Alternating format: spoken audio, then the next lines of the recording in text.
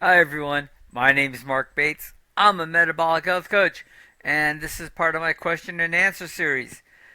Today's topic: Precision Metabolic Medicine, Rebuilding Mitochondrial Function. It's all about, okay, so let's look at the question. That's always the next part here. The diagnostic framework you've outlined suggests we're moving toward precision metabolic medicine. But there's a critical gap between identifying mitochondrial capacity and translating that into practical intervention protocols. For someone who falls into that middle category, not structurally damaged but significantly impaired, what does the actual restoration protocol look like? And how do you sequence the interventions to rebuild mitochondrial function without overwhelming an already compromised system? And this is absolutely great stuff. You're asking the defining question of the metabolic era. How do we rebuild a damaged but salvageable energy system without overloading it? This is where precision metabolic restoration diverges from traditional low carb or fitness advice. It's not about going all in. It's about sequencing, pacing, and cycling using the biology of hormesis, mitochondrial biogenesis, and fuel flexibility to retrain the cell gradually. Okay, so who is this protocol for? If you remember, we did do some talking about all of these blood tests and other tests you can do and to see where you're at. So essentially, if your fasting insulin's over 10, so you're definitely in diabetic or you're in metabolic dysfunction. Your HOMA-IR is over the 2, so you are insulin resistant.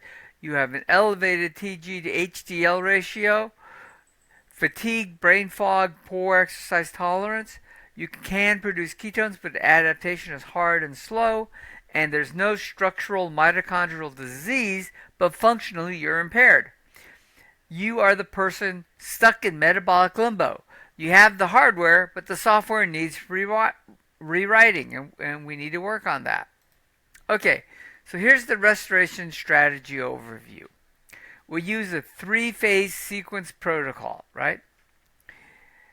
Phase 1 is unload the system, reduce oxidative burden and insulin load, okay?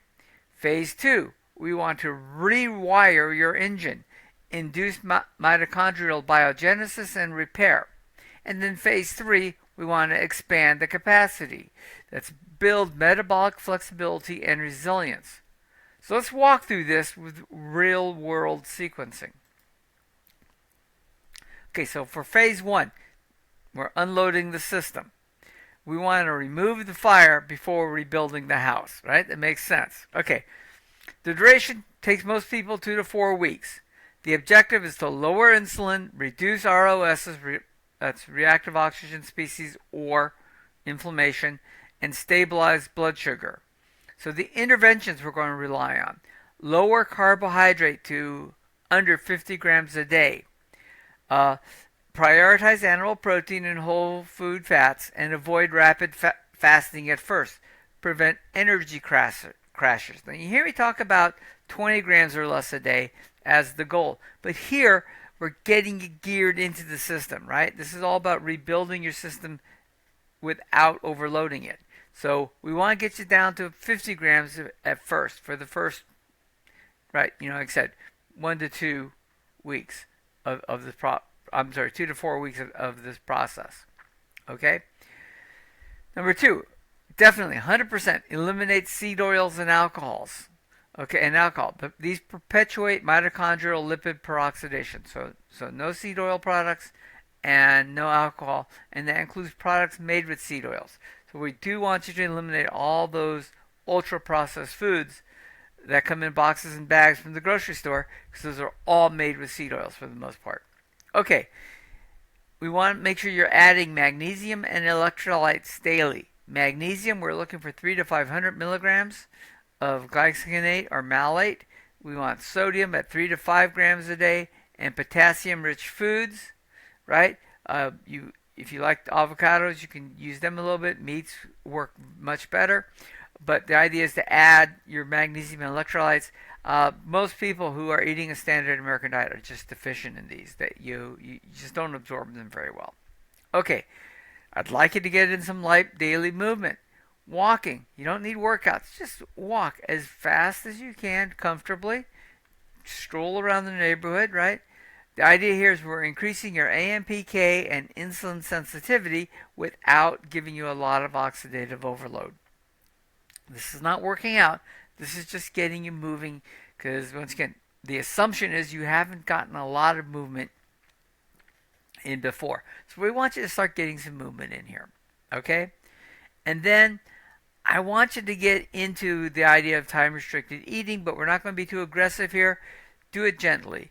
Get to the point where you're doing a 12 hours off, 12 hours on eating schedule, okay? At a couple points during this time, let's look at a diagnostic check-in. Checking your fasting insulin. It should be beginning to drop. Your energy should be stabilizing, and your TG and HDL should begin to shift. So maybe one or two over this 2 to 4 week period of blood tests, okay? Depending upon what you're comfortable with. Okay, phase 2. We want to rewire the engine, okay? So the idea here is returning the mitochondria and cleaning the factory floor, right? Turn on those mitochondria. Okay, the duration here is between 4 to 6 weeks. So it's a little bit longer, but once again, you're rebuilding now. So and we got to get the mitochondria working here. Our objective is to trigger mitochondrial biogenesis and repair. Okay?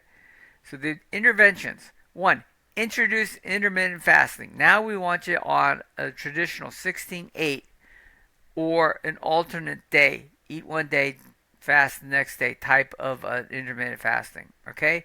We like intermittent fasting because it tends to trigger autophagy and mitophagy.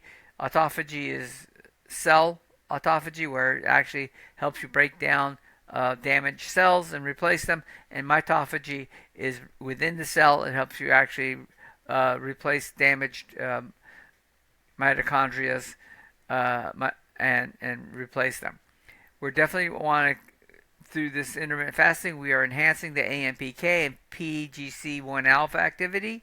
So it's getting you into this mode.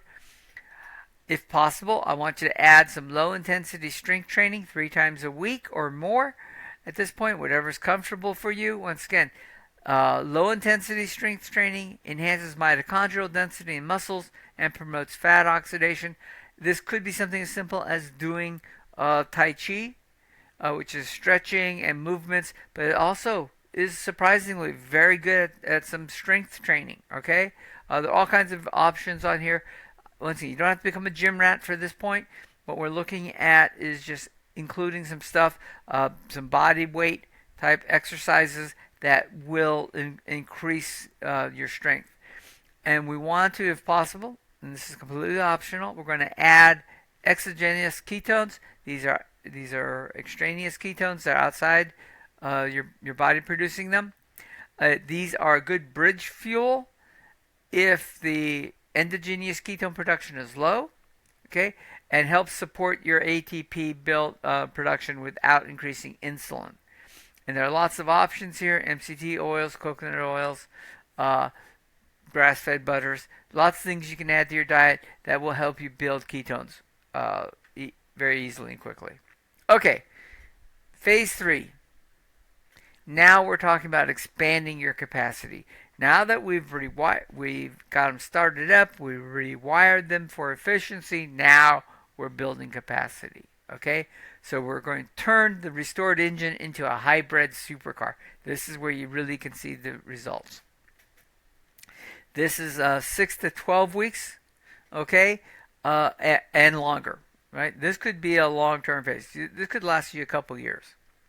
The objective here is to train true metabolic flexibility, get to that point where you are definitely metabolically flexible again, so that if you do have an occasional high carbohydrate day, it doesn't affect you dramatically, right? So our interventions here, we're going to be cyclic ketosis or protein sparing modified fasts. For example, that's 5 days of keto, and then 2 days higher protein. Keto would be high fat, protein sparing would be high protein days, less fat. This mimics a feast famine cycle, preserves lean mass and insulin sensitivity. Okay, uh, you want to have those high protein days where you give your body the ability to build. And if you don't have high protein days, you're not going to build a lot of muscle without extra protein. Okay, Zone 2 training, 45 to 60 minutes at fat oxidation threshold.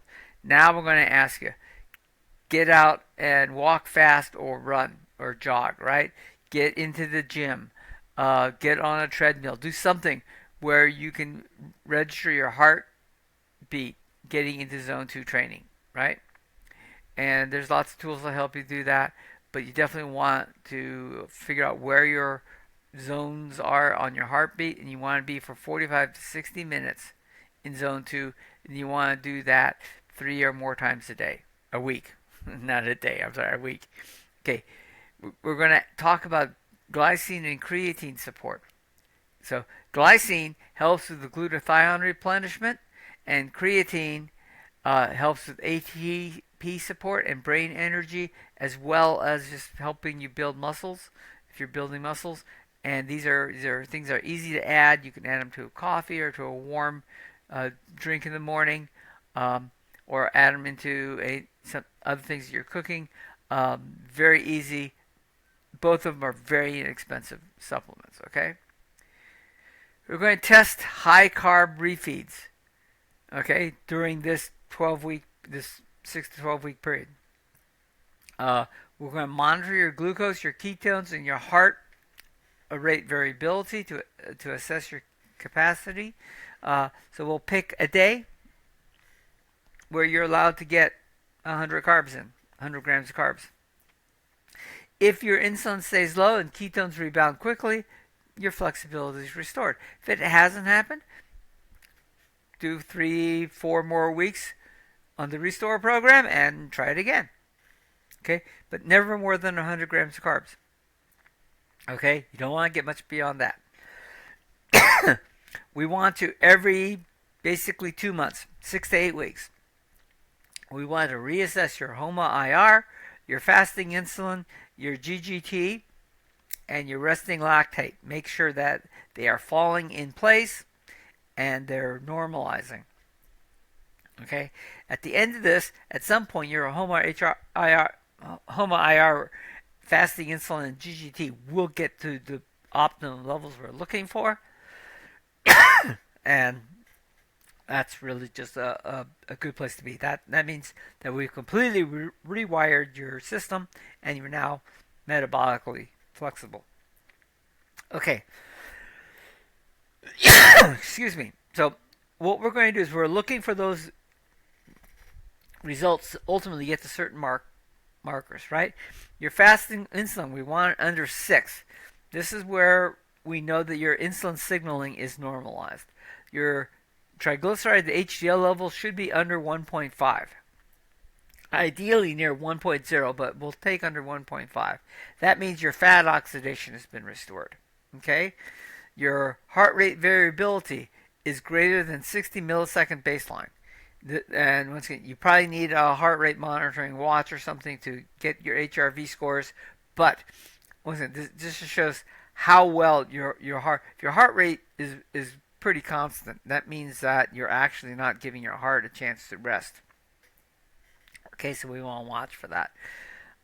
This may be a little more difficult for you, but if there's a gym around that has a good one, or a look for one of those doctor locations that specialize in sports fitness, you're looking for your VO2 max. You want to be 10 to 20% over baseline. Okay, this shows that your mitochondrial output is increasing. There's some ways to work on this. You might need to get a fitness coach to help you with that. But the idea here is that this is a great test to prove that you are definitely increasing your mitochondrial output. And subjectively, you look for things, and keep some notes on this. Is your energy level up? Do you feel it? Is your brain fog going down? Are you in a fairly consistent place with your ketones? is this something that you can check on? Very easy blood stick check. Make sure you got ketones. But if you're producing ketones regularly, that's a good sign. Okay, and this shows biochemical and exponential alignment to get you into there. So it works very well. All right. Finally, key principles. Keep this in mind. Don't fast aggressively in phase one. Okay, you're not ready yet. You're not ready to burn what you're liberating the fat. You got to become a little more fat adapted. That's what phase 2 and phase 3 are for. Don't train intensively before your mitochondria are repaired. It's like trying to having a broken engine and then trying to go to the drag strip. It just doesn't work. Okay, this backfires and it deepens your fatigue. Uh, Work as to your body and listen to your body a lot on this. Okay, don't refeed too soon. Carb cycling only works once your mitochondria can switch fuels cleanly. If you're not at that point, and you may not be after 6 or 12 or even 6 months, right? Depends on how much damage we're fixing here. But don't refeed too quickly, okay? And stack hormetic stressors only when your baseline energy returns. Okay, and hormetic stressors would be going to the gym and fasting and eating, a really ketogenic diet to the maximum, right? All these things are stressors. Don't stack them too hard until you know that your mitochondria are rebuilt and you're ready to do that. It's not more stress is better. It's precise stress equals stronger systems at precise times. All right. Thanks for watching. There's a lot of stuff we talked about here. If you have questions, let me know. Once again, please do leave comments, leave questions. Do like, subscribe if you haven't done so yet. It does help the channel a great deal. Thank you very much.